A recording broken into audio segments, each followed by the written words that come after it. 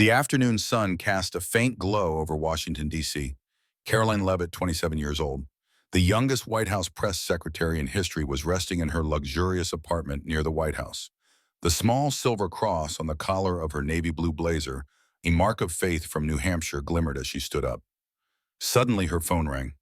President Trump was calling. "Caroline, there's a religious case at the D.C. local court. A group of Christians is suing because they were banned from praying in public. Go. Now observe, report." His voice was urgent, leaving her no time to think. Caroline's tidy apartment reflected her disciplined documents. Neatly stacked business attire, prepared in advance. Today, she opted for a simpler style. Blazer white shirt, black pants, but still wore the cross as a habit. As Trump's spokesperson, she was used to handling crises, but this was different. It touched her personal faith. Caroline quickly jumped into her sleek black SUV, speeding through the crowded traffic. NPR blared the news, but she turned it off, focusing on the unexpected task ahead. Before diving into the story, comment where you're watching from, and don't forget to subscribe so you won't miss the latest stories. Caroline Leavitt pushed through the glass doors of the D.C. local court, stepping into a stifling, chaotic space. The crowd's murmurs rang out like an off-key symphony, citizens awaiting minor cases, traffic violations, contract disputes mixed with the clacking of keyboards from the clerk's corner. She glanced at her watch, 2:53 p.m. Just a few minutes remained before the religious case hearing began, the one Trump wanted her to monitor closely. Caroline chose a hard wooden chair in the middle row, sat down her document bag, and opened her phone to take notes. The silver cross on her neck glimmered under the fluorescent lights, but she didn't notice the eyes around the room fixating on her. The courtroom wasn't large, but its clutter made it feel oppressive. A middle-aged man in a t-shirt printed with "I am king" sat upon, and a few seats away, fiddling with his phone to her right, a young woman wearing an oversized necklace shinier than a chandelier whispered to her lawyer.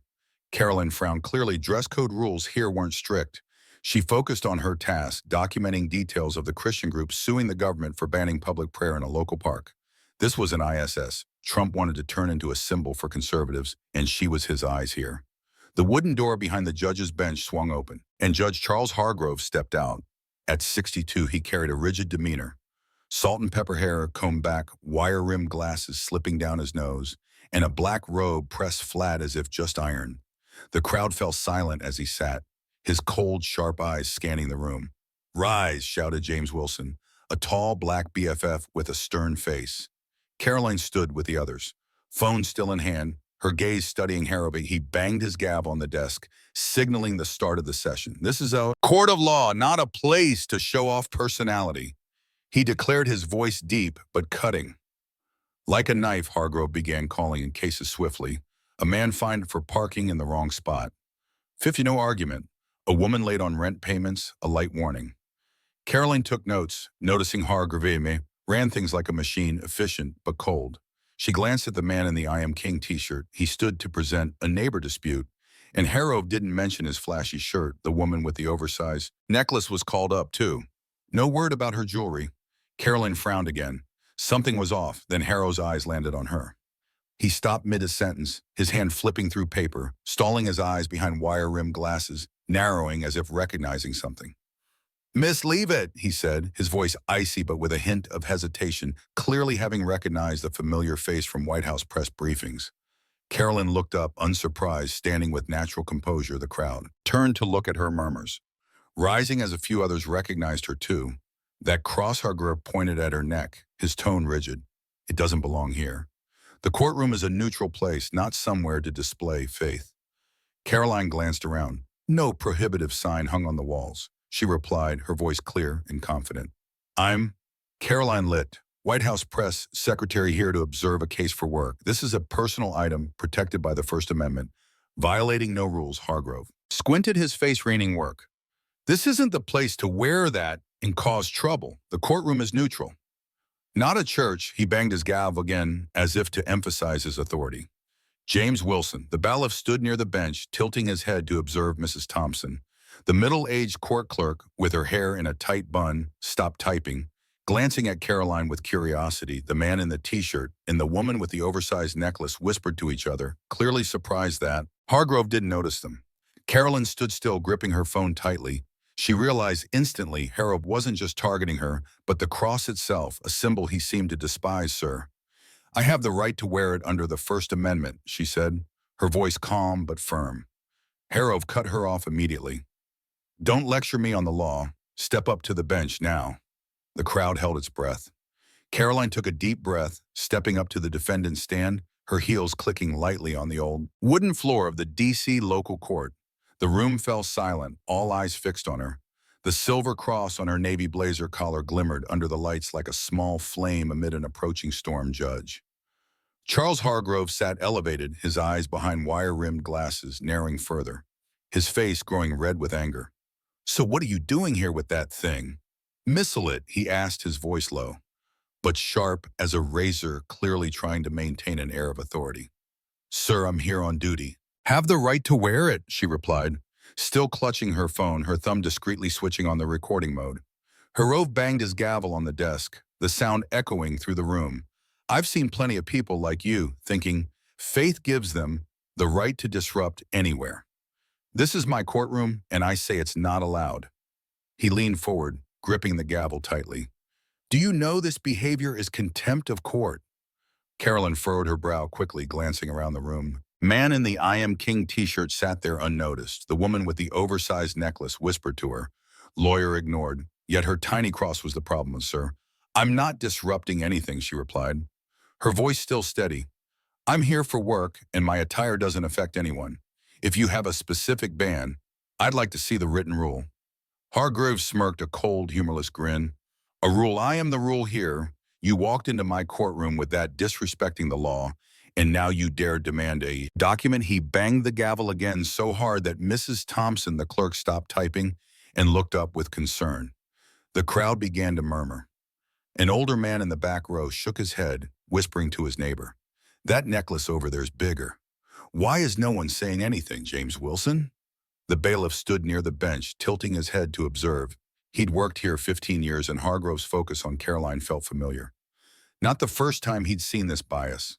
Caroline took a deep breath. Knowing a direct argument wouldn't sway Hargrove, she chose the long game, sir.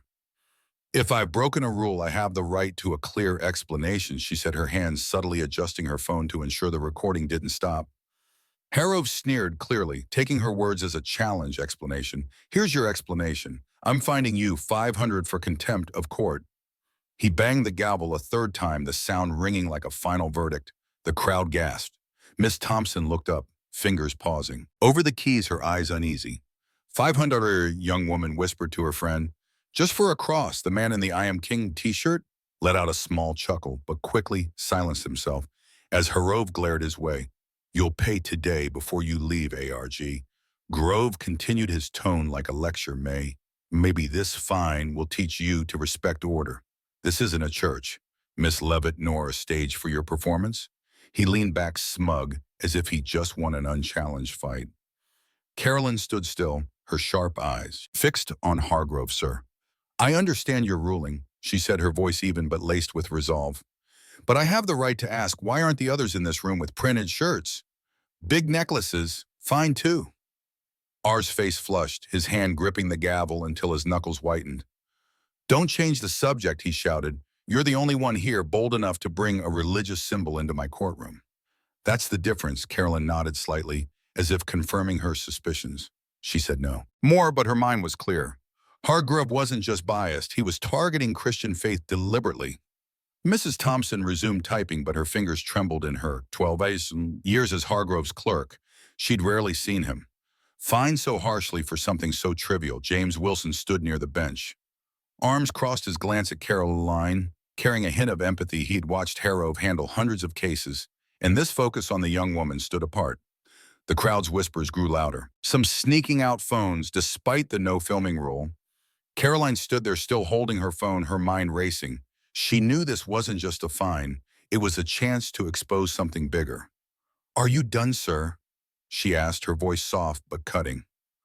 Hargrove frowned, caught off guard by her composure. Not yet, he replied. You'll pay, and I'll move on with the session. Sit down. Caroline didn't sit.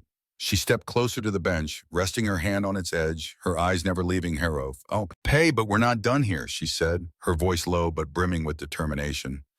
A.R. Garvey smirked again, but this time it faltered slightly. Carolyn Levitt stood firm at the defendant's stand, her gaze locked on Judge Charles Harrove. The silver criss on her navy blazer collar gleamed like a silent challenge. Hargrave had just fined her $500 for contempt of court.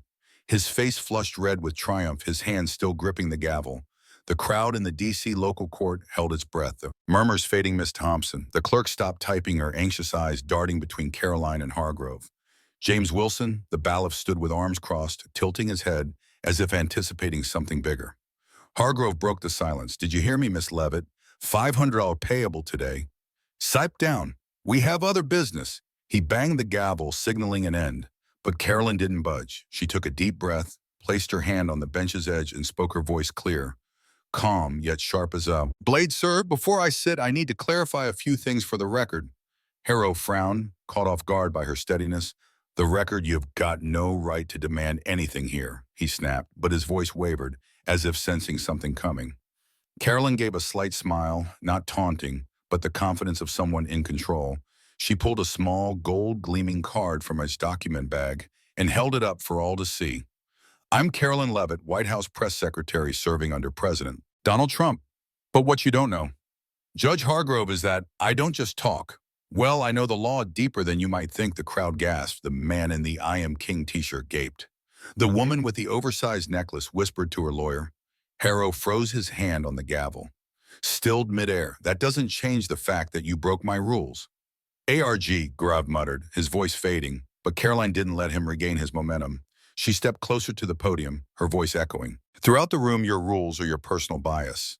I'm here on the president's orders to observe a religious case, a group of Christians suing for their right to pray in public. This cross," she pointed to her neck, "is my religious freedom protected by the First Amendment. You fine me for it, but do you know what the law says?" Arrow's face reneged, trying to push back. "I don't need you teaching me the law. This is my courtroom, and I decide." Caroline cut him off, her voice firmer than ever. "You're wrong, sir. The law isn't yours alone. Let me remind you of Church of Lukumi Babalu. 4. City of Hyatt, 1993. The Supreme Court ruled that banning religious symbols without just cause violates the Constitution. Do you have a just cause, or is it just because you don't like it?" The crowd fell dead silent, a few sneaking phone photos. Despite the rules, Hargrove opened his mouth but found no words. Mrs. Thompson held her breath, fingers hovering over the keys. James Wilson nodded. Slightly eyes Al light. He'd seen many cases, but never a defendant flipped the script this fast. Caroline pressed on her voice like a rehearsed speech. "You find me 500 for contempt, but I've got proof right here in this room. That man," she pointed to the "I Am King" t-shirt wearer, wears a printed shirt clearly against dress code. Yet you said nothing. Her," she pointed to the woman with the big necklace. "She's got flashy jewelry, but you're silent. Only my cross, a Christian symbol, angered you." "That's not law, sir. That's bias." ARG. Grieve trembled, his face shifting from red to pale. You're slandering me," he stammered, his voice weak, unconvincing. Caroline didn't stop. She raised her phone. "I've recorded everything from when you called me up to now. I've also texted the White House office reporting this." "Justice, you want to find me? Fine, but this doesn't end here," the crowd erupted. In whispers, someone shouted, "She's right." Another clapped quickly, hushed by James Wilson. A.R. Garvey panicked, grasping for control. "Miss Leet, I can withdraw the fine. No need to escalate this." He banged the gavel feebly, his voice shaky, but Caroline shook her head, her gaze unwavering. "No, sir. Withdrawing it because of who I am only proves you're more wrong. The issue isn't me. It's how you run this court. I demand you review the past 6 months' records, all fines tied to religious symbols, and I propose mandatory First Amendment training for court staff, including you, the courtroom." Exploded, the older man in the back, stood clapping, yelling, "That's right," a young woman whispered. "Who is she? Amazing," Mrs. Thompson typed furiously, capturing every word, her eyes gleaming as if witnessing history. James Wilson smiled discreetly. He'd known she was special from the start.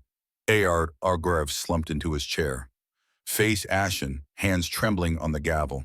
He looked at Caroline, truly seeing her for the first time, not as a defendant, but as a formidable foe. You think I'm just a spokesperson? Caroline said, her voice low but powerful. But I've worked with President Trump through countless lawsuits from elections to policy. I taught myself law to defend him, and now I'm using it to defend myself and others. You just made a big mistake, Judge Hargrove. She placed her White House card on the bench, stepped back, her eyes never leaving him. Garv opened his mouth but said nothing. He knew he'd crossed someone, not just smart, but a legal genius. The crowd erupted again, scattered applause breaking out. Mrs. Thompson typed faster than ever, as if to preserve the moment forever. James Wilson stepped closer to the bench, his eyes full of respect for Caroline A.R. Grove sat there, his authority crumbling before everyone's eyes. Caroline stood still, the cross still shining, no longer just a symbol of faith, but her flag of victory. Caroline Leavitt stepped out of the D.C. local court, the late afternoon sun glinting off the silver cross on her navy blazer collar. Clock read 3:30 p.m. But the air inside had just exploded like a bomb. She paused at the glass doors, checking her phone. The recording had been sent to the White House office along with a brief message to Trump's advisor. Harrow, find me for the cross, handled it, next steps needed. She knew this wasn't just personal anymore. It was a chance for Trump and conservatives to score big inside the courtroom. The crowd was still buzzing. The older man in the back turned to his neighbor, voice trembling. I've never seen anyone knock out a judge that fast.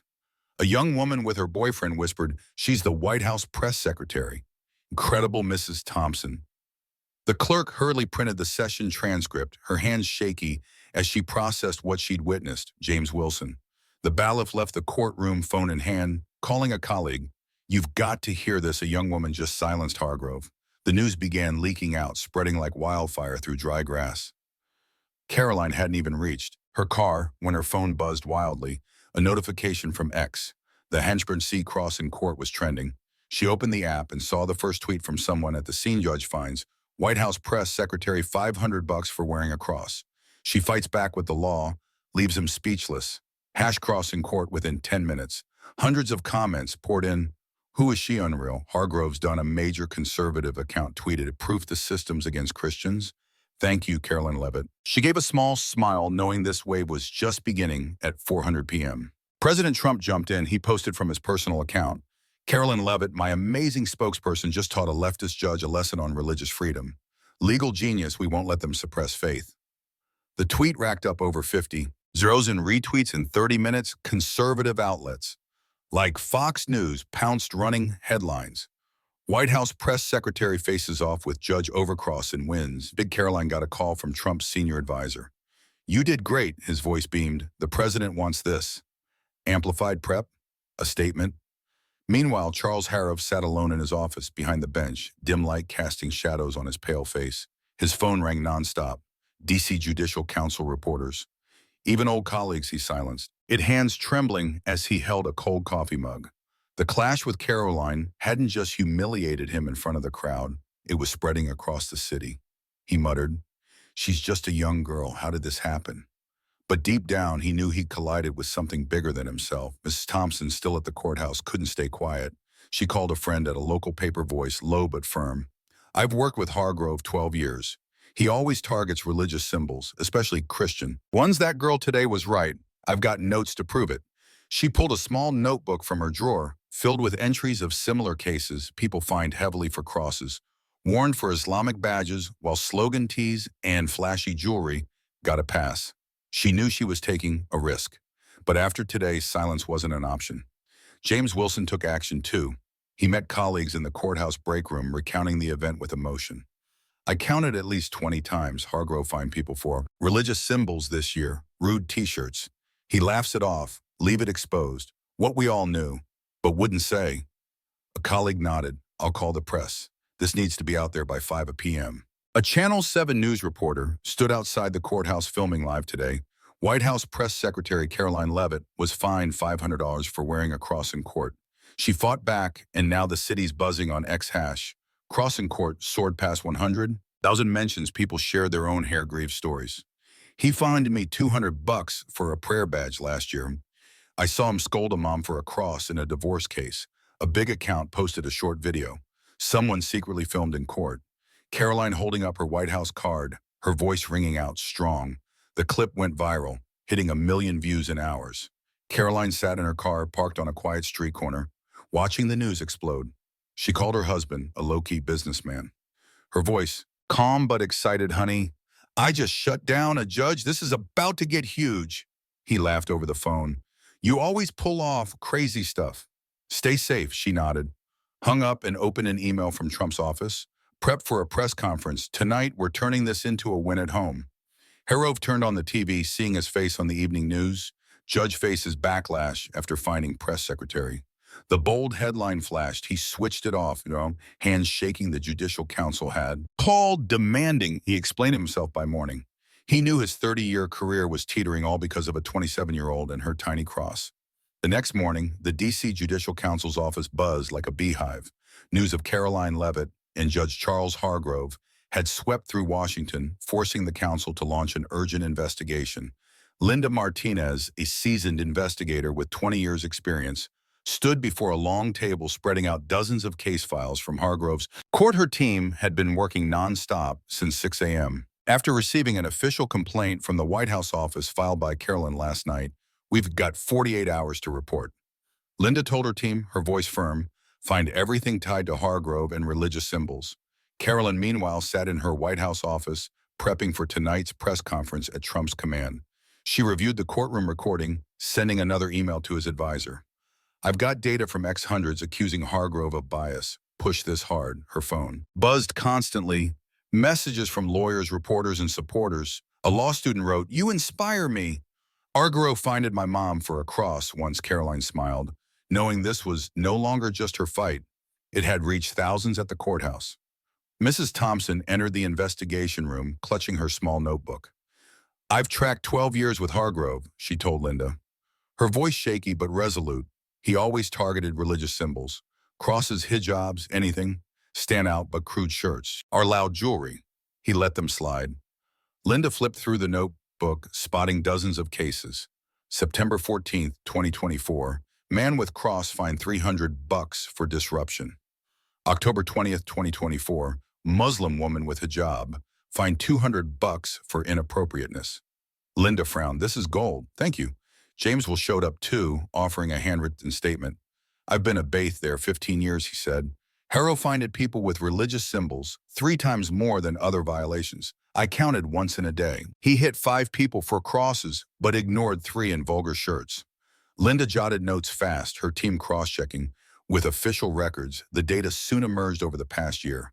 70% of religious symbol fins targeted Christians, averaging $150, double the penalty for other dress code breaches.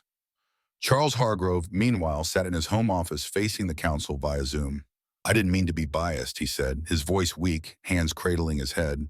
Linda presented the data, Mr. Hargrove. Records show you find people wearing crosses 80% more harshly than similar violations. How do you explain that? Arrow fell silent, eyes downcast. He recalled Caroline, her steely voice, her sharp reasoning about the First Amendment. I didn't realize, he mumbled. I thought I was maintaining order by noon. Linda's preliminary report was complete. This isn't just Harrow, she told the council. We found 3 other D.C. judges with similar tendencies, though milder, but Harrow is the clearest. Case bias against religion, especially Christianity. The council ordered Hargrove's immediate suspension pending a final ruling. News leaked out, and X erupted again. Hash cross in court. Harrow suspended. Caroline Leavitt shakes the system. A conservative account posted. Trump's legal genius wins again. Caroline stood before the mirror in the White House briefing room at 6:00 p.m. Adjusting her blazer, the cross still gleaming. Trump walked in, clapping her shoulder. You made me proud, Caroline, tonight. We show them religious freedom is untouchable, she nodded. Saying to the podium, camera flashes firing nonstop. Yesterday, I was fined for wearing a cross, not because I was wrong, but because a judge thought he was above the law, she said, her voice resonating. I fought back, not just for me, but for everyone treated unfairly for their faith. The press crowd buzzed, questions flying, but she answered calmly, citing law. An ex-data Arrow watched the briefing on TV. Hands trembling, he turned it off. Sitting in darkness, his phone overflowed with messages. Colleagues distancing themselves, reporters hounding him. But what shocked him most was Thompson and Wilson's testimony, people he trusted. He opened his laptop, searching the Church of Lukumi Babalu. I ruling Carolyn mentioned reading it. He sighed. She's right. I was wrong for the first time in 30 years. Harrow felt small. He called the council voice hoarse. I'm resigning, but I want to help fix this the next day. Hargrove appeared at a small council meeting, no longer in a judge's robe. I didn't see my own bias, he said, eyes red. Carolyn Levitt opened my eyes. I want to join the training so no one repeats my mistakes. Linda nodded, noting Hargrove's turning around could be useful. The news spread, sparking debate. Some on X mocked Hargrove's, faking it, but others supported, at least he admits fault. Rare, Caroline, back in her office, got an email from Linda. Hargrove resigned, agreed to train you, changed him. She glanced at the cross in the mirror, smiling. The case she'd come to observe, the Christian group suing the government, was now just a small part of a bigger story. She turned an ordinary day into a spark for change, not just for Hargrove, but for the whole system. Just 4 days after the incident at the D.C. local court, the atmosphere in Washington shifted noticeably. Carolyn Levitt stood in her White House office, gazing out the window at Pennsylvania Avenue. The silver crest on her navy blazer collar still shone, now a symbol of a movement bigger than she'd imagined. Her phone buzzed with messages from Trump conservatives and everyday people thanking her for speaking up. An email from the D.C. Judicial Council had just arrived. New regulations asked, "Thank you, Miss Levitt." She smiled, knowing this victory wasn't hers alone. After the lightning-fast investigation, the Council issued new rules for D.C. courts. No bans on religious symbols unless they genuinely disrupt, and all staff from judges to clerks must undergo mandatory First Amendment training. Linda Martinez, the lead investigator, stood before the council, stating the Harrow case shows we need more transparency. By training is the first step. A new plaque went up outside the courthouse inscribed, "Religious freedom, a right beyond violation." Carolyn saw the news on X, where Hashcross in court still trended. BC changes laws thanks to Caroline Levitt. Charles Hargrove, no longer a judge, appeared at the first training session. He stood before dozens of court staff, voice raspy but sincere. I thought I was fair, but I was wrong. Caroline Levitt taught me to look at myself. Don't let bias blind you. The crowd was quiet, some nodding Mrs. Thompson, now appointed to oversee the court's transparency program, sat in the front row, taking notes. James Wilson, leading training for court BFFs, added, "We're the eyes and ears. Here, if we see injustice, we speak up." Harrow watched them, knowing he was making amends, a small but necessary step. Caroline hung the $500 fine receipt in a glass frame on her White House office wall. It wasn't just a memento. It was a reminder of one person's power to stand up. Trump walked in, clapping her shoulder. "You're a star, Caroline. The religious freedom crowd loves you, and so do I." He laughed heartily, voice booming. "We just big, keep the momentum going." She nodded, prepping for her next speech at a conservative event in Virginia, where thousands waited to hear the White House's legal genius. The incident's impact stretched beyond D.C. States like Texas, Florida, and Ohio began reviewing their own court rules. Texas's governor tweeted, "Thanks to Caroline Levitt for reminding us about religious freedom. Texas will follow." A group of Florida lawyers filed for similar training. Citing Hashcross in court on X, people posted photos wearing crosses, Islamic badges, or Buddhist bracelets captioned, "My freedom, no one can ban it." Carolyn read these posts. Pride swelling, she hadn't expected one courtroom moment to ignite such a movement. The next day, Caroline stood on a stage in Virginia before a crowd of 5-0 and waving religious freedom banners that day. "I just wanted to do my job," she said, voice carrying over the speakers. "But when a judge fined me for my faith, I couldn't stay silent. This isn't just my win, it's ours." The crowd roared with applause, some shouting, "Caroline for president." She smiled, waving camera flashes, popping the cross, gleaming on her neck, became a viral image across social media, dubbed by the press as the symbol of resilience. Back in D.C., Mrs. Thompson oversaw new record keeping. Every fine now detailed and checked monthly for bias. James Wilson trained young bailiffs, stressing, "Don't be afraid to speak out, L." It did, and so must we. One evening, Caroline got a letter from Linda Martinez. "You didn't just change Harrow, you changed the system. Thank you." She set it down, eyeing the framed fine receipt. Reflecting on the journey from one unexpected day to this wave of reform, Trump called at 9 p.m. "Caroline, you're my gold," he said. "The opposition's panicking, and we're winning. Rest up more tomorrow." She laughed. "Thank you, Mr. President. I'm ready hanging up." She sat touching the cross from a small accessory, It now lit the path she walked, not just for her, but for millions. Months later, Carolyn Leavitt stood at the White House podium, camera flashes firing nonstop. The silver cross on her navy blazer collar gleamed now. A familiar symbol to millions before her were reporters, TikTokers, and religious community reps, all waiting to hear her speak on religious freedom. 3 months ago, "I just wanted to do my job," she began, voice echoing, "but when a judge fined me for my faith, I stood up, not just for me, but for all of you. Today, we've changed the system." The crowd clapped, some holding hash. Crossing Court signs outside the D.C. Local court now had a new plaque in its lobby. Justice honors all faiths. She received a letter from a young law student. "Miss Leavitt, I was scared to fight, but your cross case gave me courage. I'm starting a free clinic for people discriminated against for faith. Thank you." Caroline read it before her mirror that night, smiling, knowing she'd inspired the next generation. Charles Hargrove, now a volunteer instructor, stood before a training class saying, "I was wrong once, leave. It taught me justice has no room for bias." Mrs. Thompson and James Wilson kept monitoring, ensuring court transparency. Trump called her Caroline. "You're my warrior, keep it up." She'd nodded over the phone, feeling a greater duty than ever. Carolyn stepped onto the White House balcony, gazing at D.C. under the sunset. The cross in her hand wasn't just a keepsake, it was the flame she'd ignited, spreading from a small courtroom. "Across America, freedom doesn't come free," she whispered. "It takes fighters." A message arrived. The Judicial Council wanted her to lead a national reform commission. She smiled, ready for the next challenge. From one unexpected day, she'd reshaped laws, inspired others, and proved one person, one belief can shake the world. The story judge finds Caroline Leavitt for wearing a cross only to discover she's a legal genius reflects real tensions in today's U.S. society, especially the clash between personal freedom and systemic power in the current climate debates over religious liberty. Judicial bias and social media sway are commonplace. Caroline's finding by Judge Harrow for her cross mirrors how some public officials impose personal views on the law, a pattern Americans see in lawsuits over religious symbols at schools or public spaces. Her counterattack grounded in the First Amendment in the Church of Lukumi Babalu. A precedent reminds us the Constitution remains a strong shield for freedom, even against injustice. The #crossing court hashtag exploding on X and Trump's backing show the power of social media and political leadership in amplifying individual voices. A trend widespread in 2025 America. This lesson isn't just to stand against wrong, it's how to use knowledge, community, and tech to drive change.